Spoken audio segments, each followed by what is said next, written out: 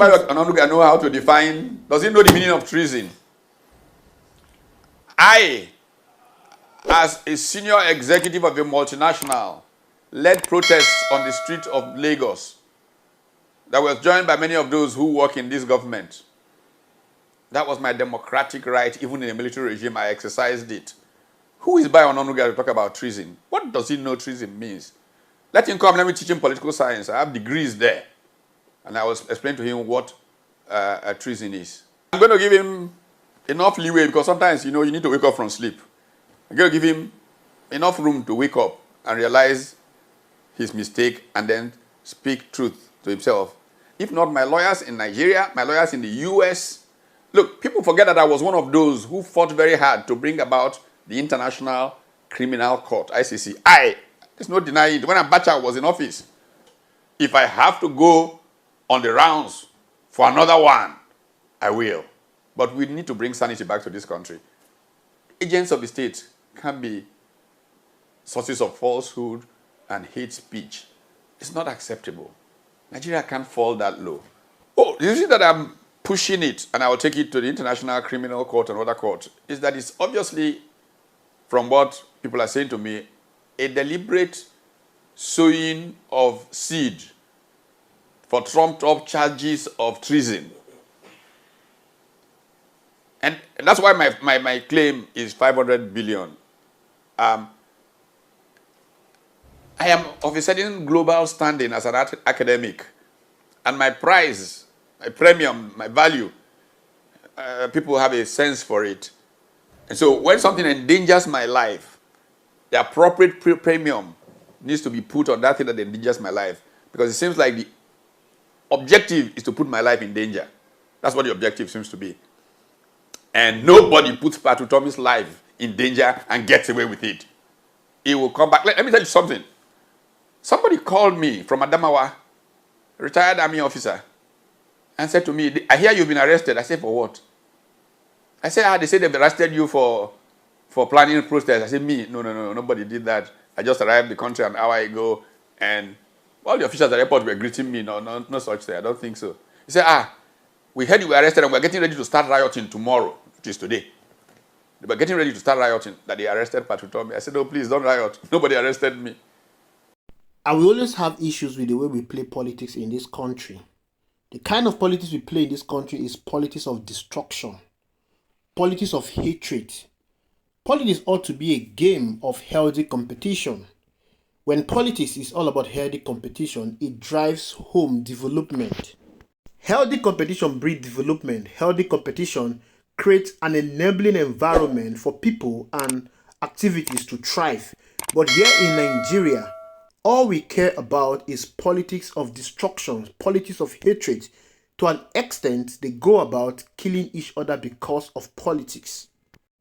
Utomi is a professor and academician that is well respected in Nigeria, Africa, and the world at large. If not for politics, tell me how will Bayo Onanuga come and be disrespecting Utomi because of politics? If not because of politics of compensation, what is Bayo Onanuga doing as an essay to a president?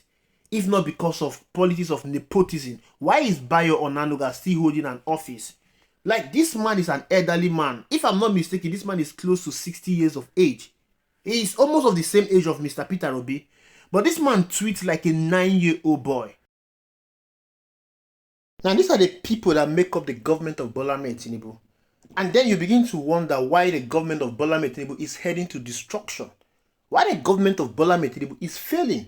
When you look at Bayo Onanuga, compare him to other people in the Bola Ahmed Tinubu administration, you can see that these people are not there because of merit. They are there because of nepotism and compensation. These are the people that are running the affairs of 200 million persons in this country. The mistake that Nigerians made with allowing APC to take over power. APC has lowered the bar of governance in this country. APC has destroyed every institution in this country. APC has destroyed the democratic tenets that we were enjoying in this country. Compare the administration of APC under PDP, under Glokebele Jonathan. Compare the kind of ministers we have during the PDP regime and what we are currently having under the APC regime. Compare their input. That's the reason why we are where we are. Because APC has destroyed every institution in this country. APC has introduced nepotism. APC has introduced tribalism. APC has introduced politics of hatred. APC has introduced politics of ethnicity, politics of destruction. Just the other day, I saw a video of some person that called themselves indigenous people of Abuja asking people not to protest in Abuja, that they should go back to their state. I've never heard that in this country before. I've never heard of indigenous people of Abuja before. But you're all seeing that in APC regime. This was the same thing they did in Lagos State. And they are telling you that you should go back to your state if you will not vote for APC. And of course, there's another news. They are telling you that the Oro Festival will be holding in Lagos State from 1st to 15th of August. This is the same time that the protest is scheduled to happen. Oro, that ought to be a cultural and traditional activities, has now been politicized. There is absolutely nothing that APC will not do. If Nigeria does not kill APC, APC will kill Nigeria. That is the reason why you're having someone who is close to 60 years tweeting like a 9-year-old boy, trying to whip up sentiment, trying to put up propaganda upon people that are planning to protest. Nigerians are planning to protest, and whatever they are protesting is legit. Even the president has admitted that things are tough, but unfortunately he's not doing anything to remedy the situation. The president is not doing anything to remedy the situation. If you know one thing that Bola Tinubu is doing to remedy the situation that we are currently, just mention it. All his activities have shown that he is not even ready to solve the problem. It's not that he's not ready to solve the problem. Tinubu does not know what to do. Because I don't understand why Nigerians, your people are telling you that they want to protest because of insecurity. They want to protest because of out-of-school children. They want to protest because of unemployment. They want to protest because of inflation. They want to protest because of the hardship, the hunger in the land. And all you could do is to increase the minimum wage to 70,000 naira. Then you now send 20 trucks of rice to each state to give them. How does that solve insecurity? How does 70,000 naira minimum wage solve the issues of hunger in the land?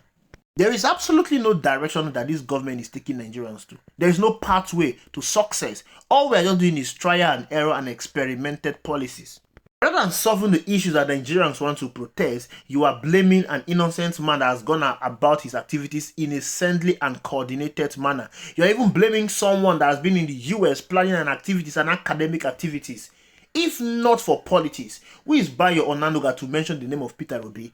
We are talking about a successful businessman, a CEO. At the age of 30, Peter Obi was already a billionaire at the age of 30. We are talking about a successful governor, two-term governor. There is no governor in the history of this country that can match the antecedent of Peter Obi when he was a governor. A man of international repute. If not for politics, what is Bayo Onanuga to compare with Pat Utomi? Using that form of propaganda will not stop the people from protesting.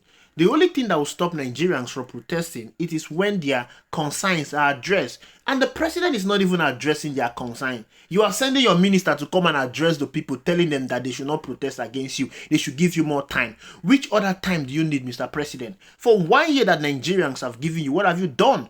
You have taken everything you meant on ground. You've made it to be worse. You've gone on reckless expenditure and spending, 90 billion to subsidize Hajj, $150 million to buy a presidential jet, 21 billion to renovate the residence of the vice president. You are buying a 160 million SUV for the National Assembly members. What then have you done for Nigerians? You are giving them 70,000 naira minimum wage. Rather than addressing Nigerians to allay their fears as the president of the Federal Republic of Nigeria, that you are busy with propaganda.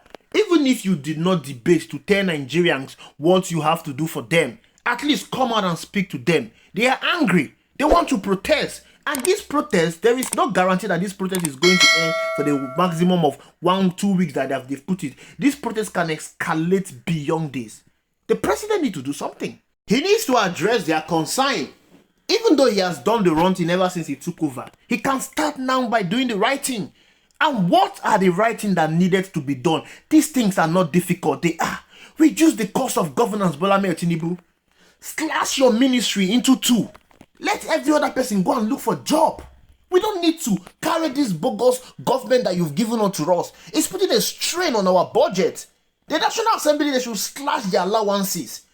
You should go and tell them, slash your allowances. If they refuse to slash their allowances, Nigerians will go to the National Assembly and protest. Address the issue of oil theft. Address the issue of fuel subsidy. By the time all this is addressed, you are going to have enough money and there should be transparency. Nigerians should be able to know how much the government have and how much the government is spending. The bulk of this money should be targeted towards security, improving security in our land. Once security is improved, the farmers can go to farm. And when the farmer go to farm, we are going to have enough food. Once there is enough food, this inflation we are experiencing will reduce. This is not a rocket science. But Nigerians politicians, because of how callous they are, they make governance so difficult so the people can remain in perpetual suffering. Thank you for watching. I will see you in the next video.